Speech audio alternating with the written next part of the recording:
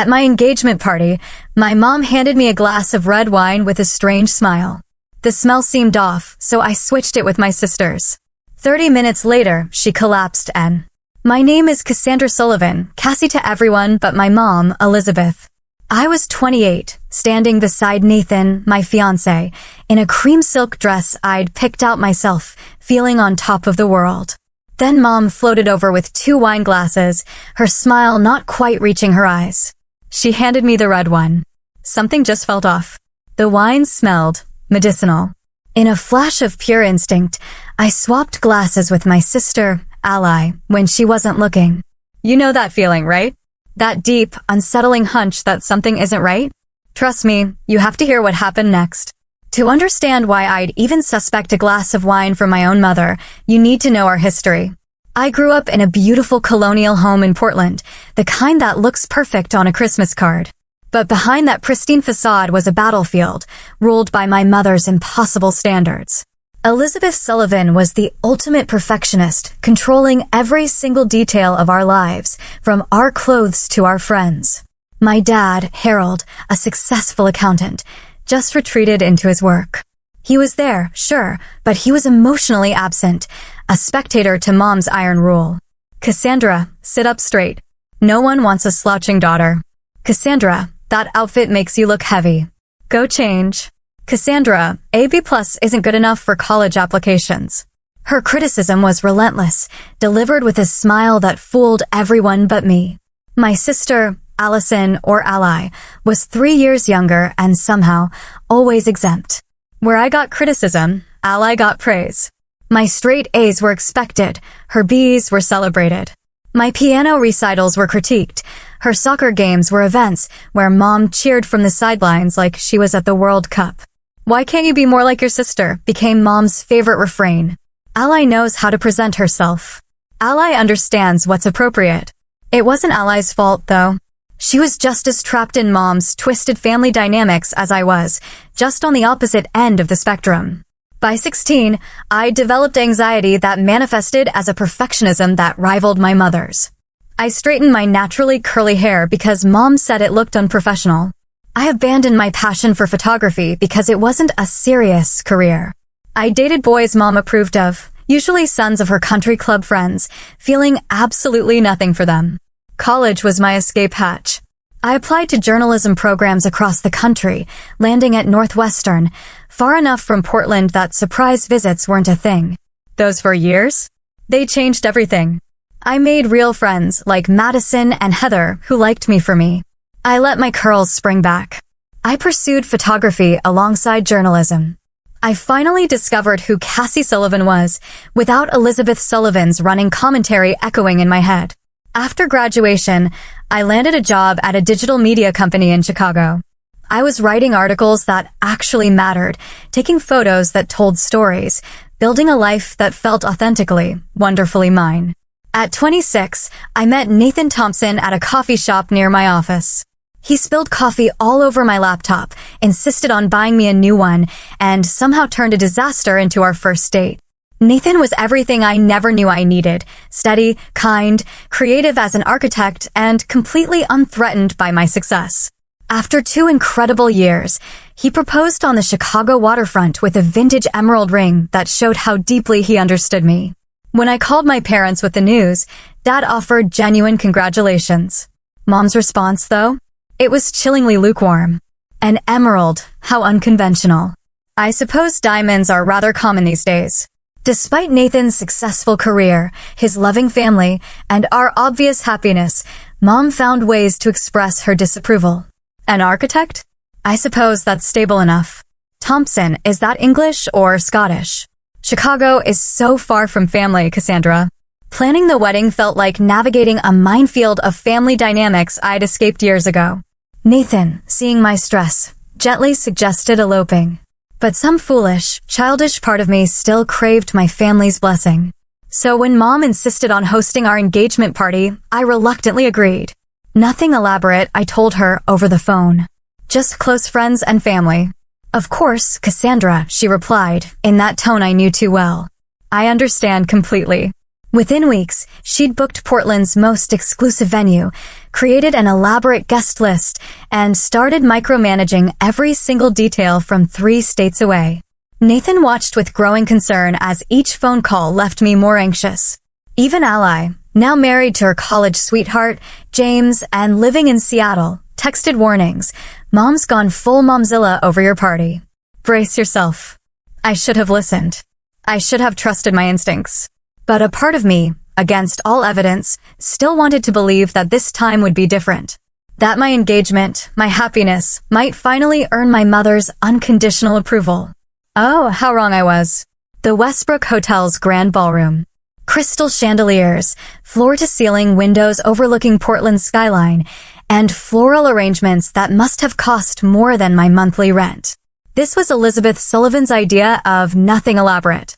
When Nathan and I arrived for our supposedly intimate gathering, at least 70 people were already mingling. Your mother's outdone herself, Nathan whispered, squeezing my hand supportively. He looked so handsome in his navy suit, his dark hair freshly cut, his brown eyes concerned behind his glasses. We can leave anytime you want. Just say the word. I smoothed down my cream silk dress, the one I'd chosen myself despite Mom's hints about a more flattering option. It'll be fine, I said, trying to convince myself. Just a few hours, then it's over. Madison and Heather, my friends from Chicago, had flown in, and seeing their familiar faces among the sea of my mother's country club friends was a huge relief. They hugged me fiercely, forming a protective barrier as we caught up. That woman at 3 hasn't stopped staring at you since we arrived, Madison murmured. Let me guess. Your mom. I nodded, watching Elizabeth make her way toward us. At 58, she was still striking, tall and slender, with perfectly highlighted hair and the kind of polished appearance that came from decades of careful maintenance. Cassandra, there you are. You're nearly 30 minutes late. She air-kissed my cheeks, her perfume expensively subtle. And this dress. Well, you've always had your own sense of style. She turned to Madison and Heather with a practiced smile. College friends, I presume? How lovely you could make the trip. Before they could respond, she'd already moved on, pulling me toward a group of her friends. Everyone's been asking about you. The Brighton son, Michael, is here. Divorced now. Such a shame. She was already trying to set me up, even at my own. Engagement party. Nathan rescued me 20 minutes later, bringing his parents, Thomas and Catherine Thompson, with him. Unlike my mother's cool assessment, Catherine embraced me warmly. We're so thrilled you'll be joining our family, she said, her eyes crinkling with genuine pleasure. Thomas, retired engineer with Nathan's same thoughtful manner, shook my hand with both of his. Our son's never been happier, he said simply. The contrast between the Thompsons' straightforward affection and my mother's complicated expectations wasn't lost on me. I caught Nathan watching the difference, too. His expression was a mix of sympathy and deep love. Ally and James arrived an hour into the party. My sister looked stunning, as always. Her blonde hair, Mom's natural color before the highlighting began, fell in perfect waves. Her blue dress, Mom approved, I was certain, complimenting her eyes. James couldn't keep his hands off her, his arm perpetually around her waist as they moved through the crowd. Cassie. Ally broke away to hug me. This is insane, right? Mom said it would be small. I laughed, genuinely happy to see her. When has Mom ever done anything small? I countered. Fair point. How are you holding up? Before I could answer, Mom appeared between us.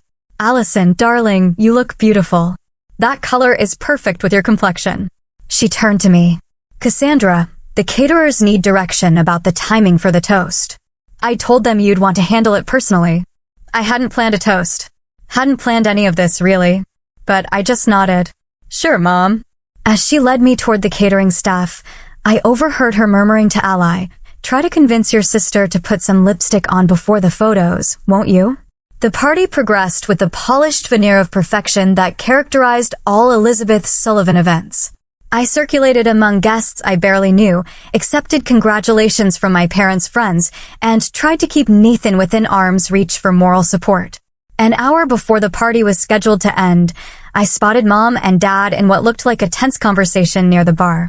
Dad looked unusually animated, shaking his head firmly, while Mom's expression grew increasingly rigid. When she noticed me watching, she immediately transformed her face into a pleasant smile and said something that made Dad walk away, clearly exasperated. "Everything okay?" I asked when she approached. "Of course, dear. Your father's just being difficult about the toast." She patted my arm. "I've decided we should do it now, before people start leaving. I've asked the staff to prepare something special." She signaled to a waiter who began distributing champagne flutes. I found Nathan, and we moved to the center of the room. Dad appeared at Mom's side, looking uncomfortable but resigned. Ally and James joined us, completing the family picture. Mom raised her hand, and the room quieted. "We're so delighted you could all join us to celebrate Cassandra and Nathan's engagement," she began, her voice carrying perfectly. Harold and I couldn't be prouder. Dad nodded stiffly beside her. I felt Nathan's hand tighten around mine. Before Harold gives the official toast, Mom continued, though this was clearly news to Dad. "I wanted to offer a special toast just for our immediate family." She turned to a server who carried a tray with 5 glasses for champagne flutes and 1 glass of red wine. "Champagne gives Cassandra headaches," Mom explained to the puzzled looks. This wasn't true. I'd never had a champagne headache in my life. "So, I've selected a special vintage for her." She handed the wine to me with that strange smile, lips curved but eyes watchful, almost anticipatory. The flutes went to Nathan, Dad, Ally, and James. I stared at the dark liquid, suddenly uneasy. The wine's color seemed normal, but when I lifted it to my nose, something smelled off. Not just corked, but wrong. There was an underlying medicinal scent beneath the familiar grape and oak notes. Mom was watching me intently. "A toast," she said, raising her flute, "to new beginnings." Everyone lifted their glasses. In that split second, fueled by years of doubting my instincts and an overpowering gut feeling, I made a decision that would change everything. As Ally turned to whisper something to James, I smoothly switched our glasses, placing the champagne flute in my hand and the wine glass in hers. "To new beginnings," we all echoed. Ally, distracted by James, didn't even notice the switch. She sipped the red wine as I drank the champagne, feeling my mother's eyes on me the entire time, a strange, perplexed expression now clouding her face. For the next half hour, the party continued normally. I mingled with guests, posed for photos, and tried to ignore the nagging feeling that something wasn't right. Every few minutes, I'd catch Mom watching me, a puzzled frown on her face, as if waiting for something that simply wasn't happening. Nathan and I were speaking with his parents when I noticed a commotion across the room. James was supporting Ally, who seemed unsteady on her feet. At first, I thought she might have had too much to drink, but Ally rarely had more than 1 glass of anything. "Excuse me," I said to the Thompsons, already moving toward my sister. Nathan followed close behind, his concern mirroring mine. By the time we reached them, Ally's condition had visibly worsened. Her words slurred together as she tried to tell James she felt strange. Her eyes couldn't seem to focus, and a thin sheen of sweat had broken out across her forehead despite the room's cool temperature. "Something's wrong," James said, alarm clear in his voice. "She's only had that 1 glass of wine and maybe half a glass of water." Mom appeared beside us, her face showing what seemed like genuine shock.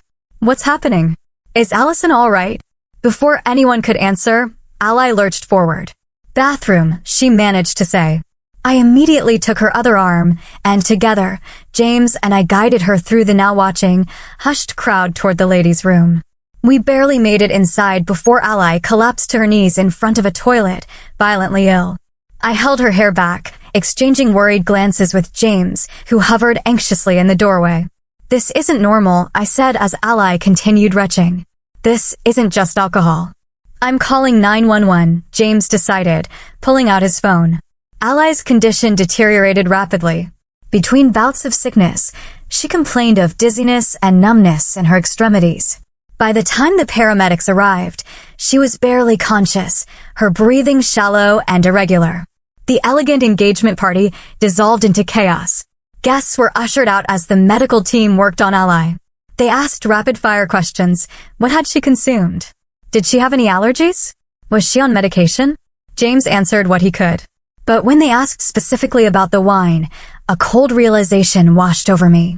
"The wine," I said quietly to Nathan as they loaded Ally onto a stretcher. "It was meant for me." I switched our glasses because it smelled strange. Nathan's face paled. "Are you saying?" "I don't know what I'm saying." I interrupted, not ready to voice my terrifying suspicions. "But something's very wrong."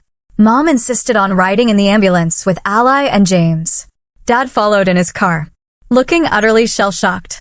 Nathan drove me to the hospital, neither of us speaking much during the journey. My mind raced with possibilities, each more disturbing than the last. "What exactly did you smell in the wine?" Nathan finally asked as we parked. "Something medicinal, like cough syrup, but sharper." I turned to him, fear evident in my voice. "Nathan, who would want to drug me at my own engagement party?" The question hung between us, neither willing to voice the answer that was becoming increasingly, horrifyingly clear. The hospital waiting room was a tableau of family tension. Dad paced nervously while Mom sat perfectly still, her posture rigid, hands clasped tightly in her lap. James stood by the doorway, alternating between checking his phone and asking the nurses for updates. Nathan and I sat slightly apart from my parents, his arm around my shoulders, a comforting anchor. "Family of Allison Brooks," a doctor finally called. We all stood. The doctor explained that Ally had been drugged. Tests showed a significant amount of sedatives in her system, along with another substance they were still identifying. The combination had caused her adverse reaction. Had she taken any medication today? Anything that might have interacted with alcohol? The doctor asked. "No, nothing," James answered firmly. "Ally doesn't even take aspirin unless she absolutely has to." "Then I'm afraid we're looking at a potential case of intentional drugging," the doctor said gravely. "We've already notified the police." Mom let out a small, sharp gasp. Dad placed his hand on her shoulder, his expression unreadable. 2 police officers arrived shortly after, taking preliminary statements from everyone. I sat with Nathan, watching the family drama unfold with a growing sense of dread. The pieces were coming together in a pattern I didn't want to acknowledge. "I need to tell them," I whispered to Nathan after the officers had spoken with my parents. "About switching the glasses." Nathan nodded gravely. "I think you do." When the officers approached us, I took a deep breath and told them everything. The strange wine, the odd smell, my split-second decision to swap glasses with Ally. I watched their expressions shift from routine questioning to serious concern. "And why did you feel the need to swap glasses, Miss Sullivan?" the female officer asked.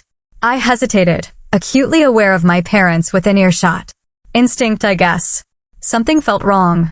"Did you have any reason to believe someone might want to harm you?" Again, I paused. "Not specifically." "No." Nathan squeezed my hand. "Tell them your concerns, Cassie." The officers looked at me expectantly. I lowered my voice. "The wine came directly from my mother. She specifically brought it for me, saying I get headaches from champagne, which isn't true. And she'd been acting strangely all night." The male officer glanced over at my mother, who was now speaking intently with Dad. "We'll need to investigate this further. Would you be willing to provide a formal statement?" I nodded, feeling like I was crossing a line I could never retreat back over. While the police spoke with hospital staff, I pulled Dad aside to a quiet corner of the waiting room. "Dad, I need to know the truth. What's been going on with Mom?" His face seemed to age years in seconds. He ran a hand through his thinning hair. "Cassie, your mother hasn't been herself lately. She's been fixated on your engagement in ways that aren't healthy." "What does that mean?" "She's been saying things about Nathan not being right for you, about how you're making a mistake." He looked away. I thought it was just her being controlling as usual. I never imagined she'd. He couldn't finish the sentence. "Has she seen anyone?" "A therapist." Dad laughed bitterly. "You know your mother. Therapy is for other people who can't handle their problems. I've suggested it for years." Our conversation was interrupted when James called out that Ally was awake and asking for family. As we all moved toward her room, a police officer stopped Mom. "Mrs. Sullivan, we'd like to ask you a few more questions." Mom's face remained composed, but I caught the flicker of panic in her eyes. "Of course, officer, though I don't see how I can help. This is all just a terrible misunderstanding." While she spoke with police, the rest of us entered Ally's room. My sister looked frighteningly pale against the white hospital sheets, for fluids dripping into her arm. James immediately went to her side, taking her hand. What happened? Ally asked weakly.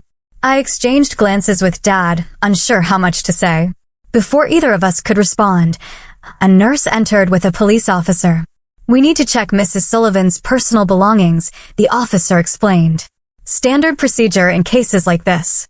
Mom's purse sat on a chair where she left it before being taken for questioning. The officer put on gloves and carefully opened it, cataloging the contents. Among the expected items, wallet, phone, makeup, was a small leather-bound book. What's that? I asked. Appears to be a diary, the officer said, bagging it as potential evidence. A diary? I'd never known my mother to keep one. The discovery felt ominous, like finding a snake hidden in a flower arrangement. As the officer left with the bagged items, I turned back to Ally, who was watching me with confused, hurt eyes. Cassie, did you switch our drinks? She asked quietly. The directness of her question stunned me into silence. In that moment, I realized there was no going back. The truth was emerging, whether I was ready or not. The hospital waiting room became our family's temporary headquarters as we waited for updates on Ally's condition and the police investigation. Nathan's parents had arrived, providing a steady, calm presence that contrasted sharply with the Sullivan family chaos.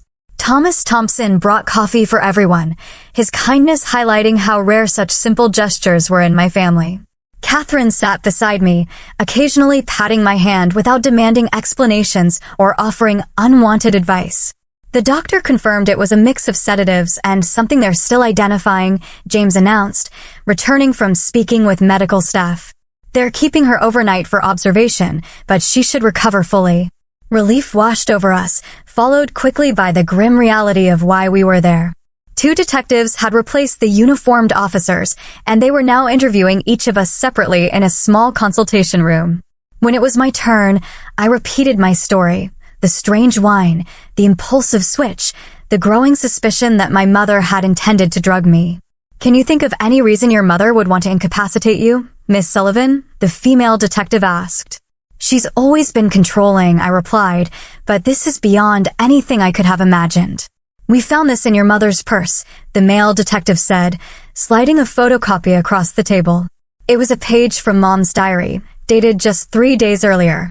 Cassandra continues with this ridiculous engagement. Nathan is completely wrong for her, too soft, too accommodating of her independence. If the party doesn't change her mind, more direct measures may be necessary. Harold is useless as always. I stared at the words, written in my mother's elegant script. They confirmed my worst fears while raising new, chilling questions. There's more, the detective continued. Earlier entries suggest your mother has been planning to disrupt your engagement for months. Some entries mention specific drugs she researched online. The room seemed to tilt slightly. Has she been arrested? I whispered. Not yet. We're building our case. Your sister's toxicology report will be crucial evidence. When I returned to the waiting room, Nathan immediately wrapped his arm around me. What did they say? I showed him the diary photocopy. His face darkened as he read it. Cassie, this is serious. Your mother needs help. Professional help. I know, I whispered. I just can't believe she'd go this far. Dad was interviewed next. When he returned, his face was ashen. He sank into a chair across from me, looking suddenly old and defeated. Did you know? I asked him directly. About what Mom was planning? No, he said, his voice cracking. But I knew she wasn't well. I've known for years, Cassie, and I did nothing. I just adapted around her behaviors, made excuses. He covered his face with his hands. This is my fault, too. Mr. Sullivan, Nathan said carefully. Elizabeth needs psychiatric help. This goes beyond controlling behavior. Dad nodded, tears in his eyes. They showed me the diary. There were things in there. He trailed off. Things about all of us. Her resentment toward you, Cassie, for escaping her influence. Her fixation on Ally as the good daughter. Her contempt for me. He looked up at me. I'm so sorry. I failed you girls. The police had taken Mom to the station for formal questioning. James had returned to Ally's room, leaving Nathan, my father, and me to process what was happening. I need to see Ally, I said finally. Dad nodded. She's asked for you. When I entered Ally's room, James tactfully stepped out to give us privacy. My sister looked better. Some color had returned to her cheeks, though she still appeared exhausted. Is it true? She asked immediately. Did Mom try to drug you and I got it instead? I sat beside her bed, taking her hand. It looks that way. The police found her diary. She's been planning to sabotage my engagement. Ally's eyes filled with tears. Why? Why would she do that? She's not well, Ally. I think she hasn't been for a long time. But I never saw it, Ally whispered. She was always so normal with me, so loving. I squeezed her hand. That's because you were the good daughter who did everything she wanted. I was the one who fought back, who left. I didn't know it was that bad for you, Ally admitted. I thought you were just being dramatic when you complained about her. The hurt of that statement, of years being dismissed as dramatic when I was actually being abused, hit hard. But this wasn't the time for that conversation. It doesn't matter now. What matters is that you're okay and that Mom gets help. Ally looked at me with new understanding. You saved me, you know. The doctor said with my lower body weight, if I'd had the full dose she intended for you, it could have been much worse. I hadn't considered that. How my split-second decision might have actually prevented an even greater tragedy. The thought was sobering. We sat in silence for a moment, two sisters recalibrating their shared history in light of new revelations. What happens now? Ally finally asked. I don't know, I answered honestly. But things can't go back to the way they were. As if on cue, there was a commotion in the hallway. Raised voices, one of them unmistakably our mother's, echoed through the door. I demand to see my daughter. Mom was saying. This is ridiculous. I've done nothing wrong. The door burst open, and there she was, Elizabeth Sullivan, perfectly put together despite the circumstances. Her face a mask of righteous indignation that faltered only slightly when she saw Ally and me together.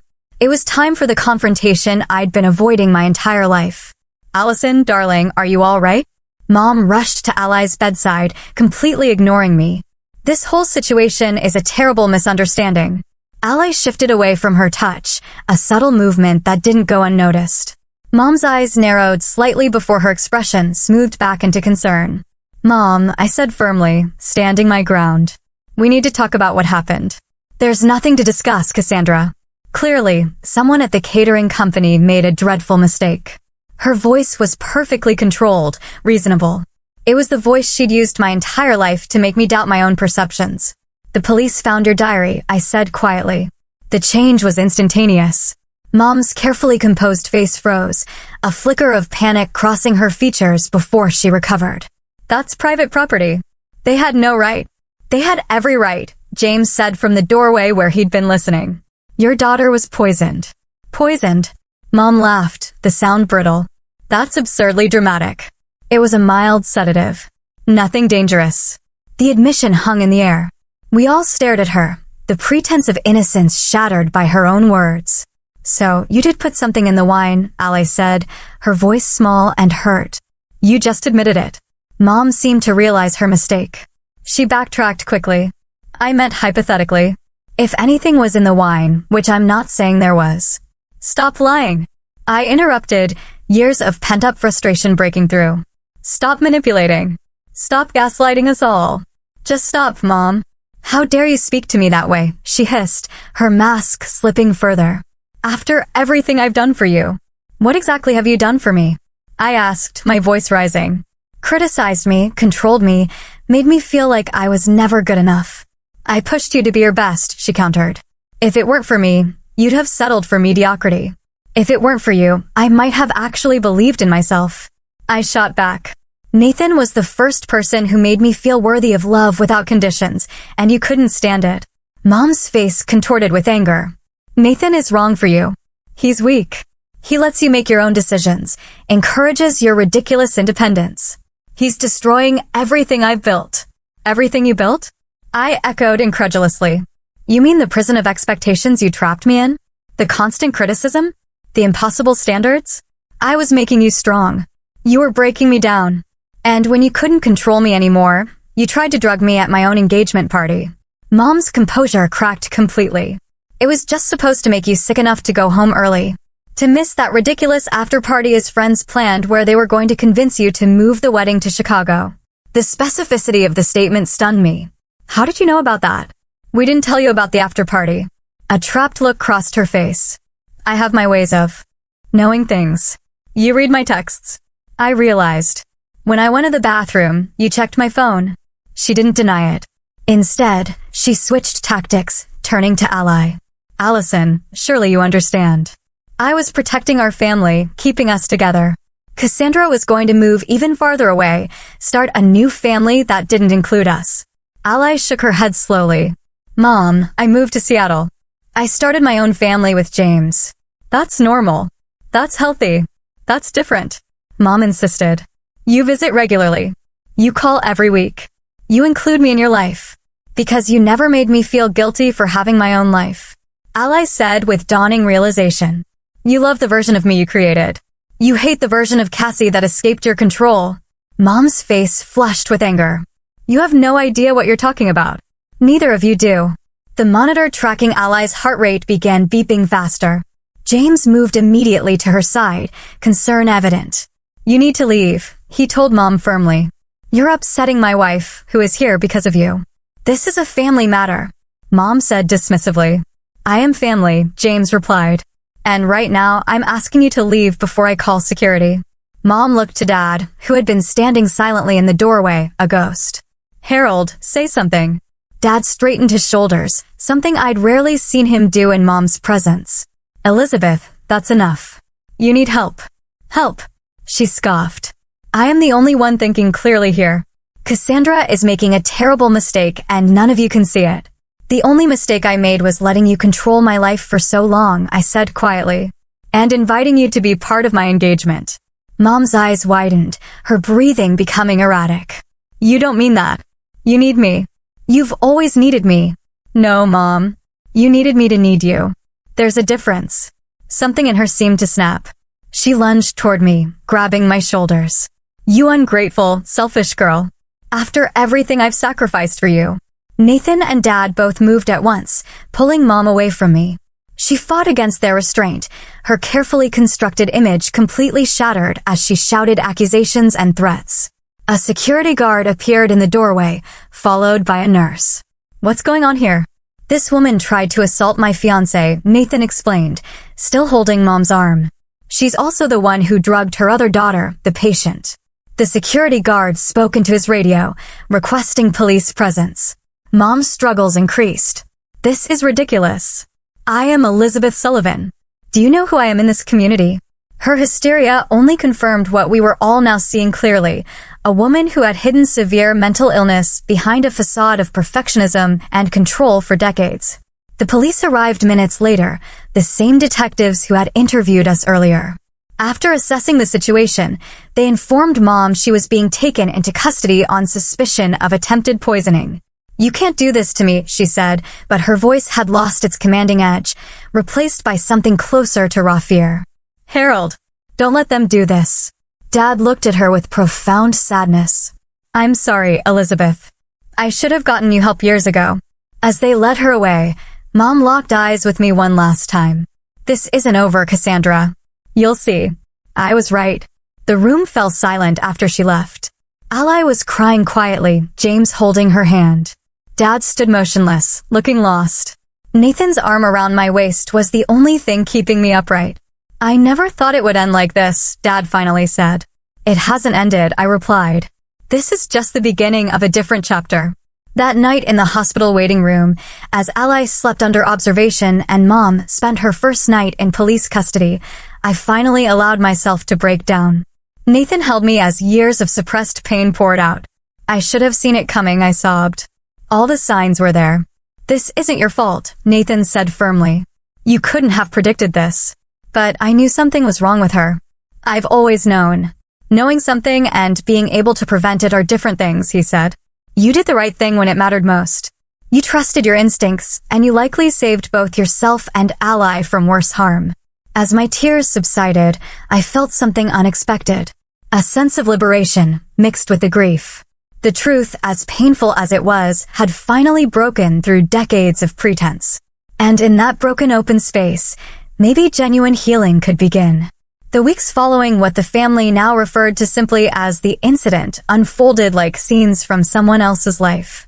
Mom underwent psychiatric evaluation while in custody, resulting in a diagnosis that explained so much: narcissistic personality disorder with paranoid features, exacerbated by untreated anxiety. The district attorney charged her with attempted poisoning and assault. Her lawyer immediately began building a case around diminished mental capacity, while our family grappled with what justice would look like in this situation. "The DA wants to know if you'll testify," Dad told me over coffee in a neutral downtown location. He'd lost weight, the strain of recent events evident in the new lines on his face. "They say your testimony would strengthen their case considerably." "And if I don't?" I asked. He sighed heavily. "The charges might be reduced. Elizabeth could potentially serve minimal time, possibly just probation with mandatory psychiatric treatment." The decision weighed heavily on me. Part of me wanted accountability, consequences for years of emotional abuse culminating in that final dangerous act. Another part recognized my mother was ill, had likely been ill for most of my life. "What would you do?" I asked Dad. He stared into his coffee cup. "I failed you girls by enabling her behavior for decades. I'm not the person to advise you on this." "You're still my father," I said quietly. He looked up, eyes damp. "Then, as your father, I'll say this. Whatever you decide needs to be for your healing, not for punishment or revenge. Those won't bring you peace." Nathan's parents had invited us to stay with them while in Portland, offering a sanctuary from the media attention the case had attracted. Local news had picked up the story: prominent society woman drugs daughter at engagement party, and reporters had begun calling my work and Nathan's. "We should go back to Chicago," I told Nathan one evening. "I can't hide here forever." "Are you sure you're ready?" he asked, concerned. "No," I admitted. "But I need to reclaim my life. And I need to use my journalism background to get ahead of the story before it defines me." Nathan smiled, that proud look that always made my heart skip. "That's my Cassie." We decided to give one exclusive interview to a respected Portland journalist, telling our story on our terms. I was nervous, but determined as the cameras set up in the Thompsons' living room. "Just be honest," the journalist advised before we began. "People connect with authenticity." So I was honest, about growing up with a mother whose love was conditional, about escaping to build my own life, about the engagement party that exposed decades of dysfunction. I didn't vilify Mom. Instead, I emphasized her untreated mental health issues and the family's hope for her recovery. The piece aired a week later to a sympathetic response. Messages of support flooded my social media, many from people with similar family experiences. Rather than feeling exposed, I felt validated. Meanwhile, Ally and I were rebuilding our relationship, recognizing how Mom had deliberately driven us apart through comparison and favoritism. "I always envied how brave you were," Ally admitted during one of our new weekly phone calls. "How you stood up to her, moved away, became your own person. And I envied how she loved you," I confessed. "How she approved of your choices, celebrated your accomplishments." "She controlled me in different ways," Ally said thoughtfully. "With praise instead of criticism, but control nonetheless." I'm only now recognizing it. James and Nathan had formed their own alliance, the two men who loved the Sullivan sisters supporting each other through the family crisis.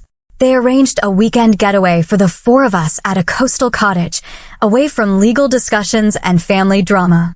Walking along the beach with Ally while our partners prepared dinner, I felt closer to my sister than ever before. "Do you think Mom will ever change?" she asked, watching the waves. "I don't know," I answered honestly. Personality disorders are difficult to treat, especially when the person doesn't fully accept their diagnosis. "Dad's filing for divorce," Ally said. "Did he tell you?" I nodded. "After 40 years, I can't imagine how hard that decision was." "He's looking at apartments. Asked for my help choosing furniture." She smiled slightly. "He's never made those decisions before. He's finding himself, just a few decades late." We walked in comfortable silence for a while. "I've been thinking about the wedding," I finally said. "Nathan and I are considering something smaller, more intimate." "Not the extravaganza Mom was planning?" Ally teased. "God, no. Maybe just close friends and family on the Chicago waterfront where he proposed." "I think that sounds perfect," she said, squeezing my hand. As legal proceedings continued, I started therapy to process my childhood and the recent trauma.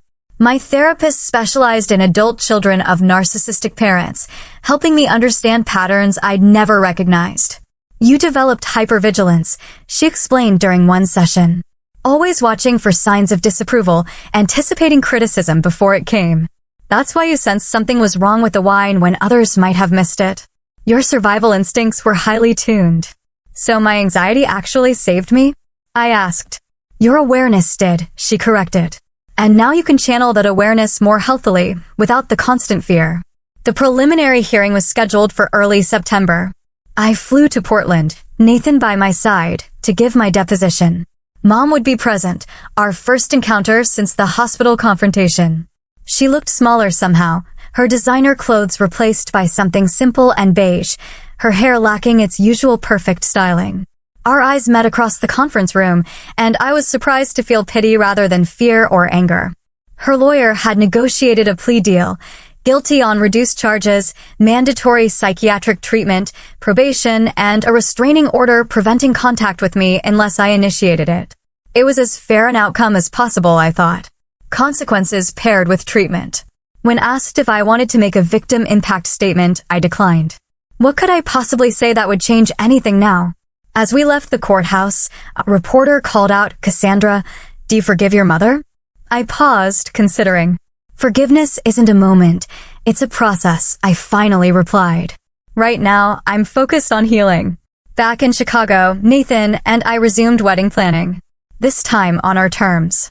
A small ceremony, 40 guests maximum, with Madison as my maid of honor and ally as a bridesmaid. No elaborate decorations or society expectations, just authentic celebration. Are you inviting your mother? Madison asked hesitantly while helping me choose a simple white dress that felt right.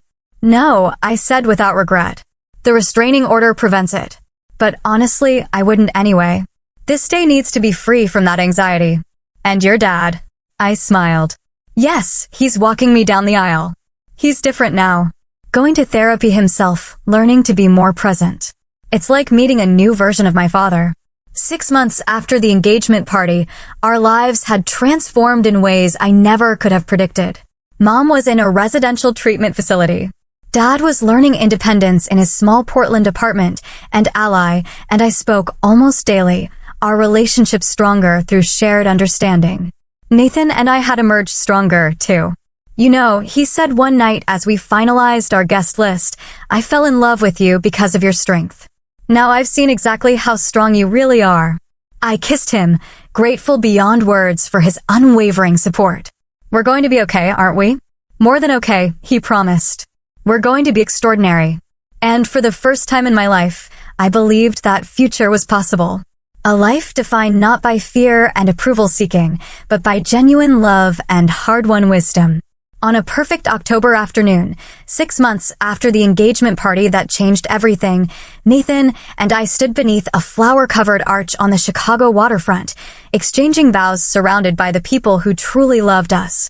Madison and Heather beamed from the bridal party, while Ally stood proudly as my matron of honor, her relationship with me now built on mutual respect rather than our mother's manipulations. Dad walked me down the aisle, sober in more ways than one. Weekly therapy and a support group for partners of people with personality disorders had helped him find his voice. When he placed my hand in Nathan's, he spoke clearly, "I give my blessing to this union of equals." Simple words that acknowledged the healthy relationship Nathan and I had built, something he and Mom never had. Elizabeth Sullivan was not present, physically or spiritually. The restraining order remained in effect, but more importantly, I had finally built the emotional boundaries I'd needed my entire life. She continued treatment at a private psychiatric facility, sending occasional letters through her lawyer. Some expressed remorse, others revealed she still couldn't fully accept responsibility. I read them, acknowledged them, and filed them away, no longer allowing her words to dictate my emotional state. After our honeymoon in Portugal, Nathan and I settled into our Chicago apartment, planning a future based on mutual support and honest communication. We discussed having children someday, both committed to breaking the cycles of dysfunction that had shaped my childhood. "I'm terrified of becoming her," I admitted one night. "You won't," Nathan said with certainty. "You're already doing the work to make sure of that." The work he referred to as ongoing therapy, boundary setting, and conscious awareness of inherited patterns. I'd learned that healing isn't a destination, but a practice, something that requires daily commitment and self-compassion. Ally and James visited regularly, our sisterhood flourishing now that we understood how we'd been pitted against each other. It's like I have a new sister, she told me during one visit, but with all our shared history intact. Dad called weekly, slowly becoming the father he could have been if he hadn't surrendered his agency to Mom's dominating personality. He joined a hiking club, was learning to cook, and had even begun dating, tentatively, awkwardly, but with genuine enthusiasm for this new chapter. As for me, I found my voice professionally as well as personally. The article I wrote about family trauma and recovery was published in a major magazine, launching a series on mental health that resonated with thousands of readers. Messages arrived daily from people who saw their own family dynamics reflected in my story. "You've turned pain into purpose," my therapist observed during one of our now monthly sessions. "I had to," I replied. "Otherwise, what was it all for?" The lesson I carried forward wasn't what I'd expected. It wasn't about villains and victims or even forgiveness in the traditional sense. It was about understanding that sometimes the people who hurt us the most are themselves deeply wounded. Mom's behavior, while inexcusable, stemmed from untreated mental illness and likely generational trauma she never addressed. This understanding didn't erase the harm or obligate me to maintain unhealthy relationships. Instead, it freed me from the cycle of anger and hurt that had defined so much of my life. I could acknowledge her humanity while protecting my well-being. I could wish her healing without sacrificing my own. The deepest lesson, though, was about trusting myself. If I hadn't listened to that instinct about the wine, that quiet voice warning something was wrong, the outcome could have been devastating. My mother had spent decades training me to doubt my perceptions, to prioritize her reality over my own. In that crucial moment, I chose to trust myself instead. Now, I make that choice daily. I listen to my intuition. I honor my boundaries. I surround myself with people who see me clearly and love me completely. Sometimes family is who you choose, not who you're born to. Sometimes the hardest boundaries to set are the ones that hurt initially but heal ultimately. Sometimes the bravest thing you can do is acknowledge that a relationship is toxic, especially when, it's with someone who should have loved you unconditionally. I don't know if Mom and I will ever have a healthy relationship. That depends on her journey as much as mine. What I do know is that I'm no longer waiting for her approval or living in fear of her criticism. My worth isn't determined by her perception. My happiness isn't contingent on her acceptance. That, perhaps, is the most profound freedom of all.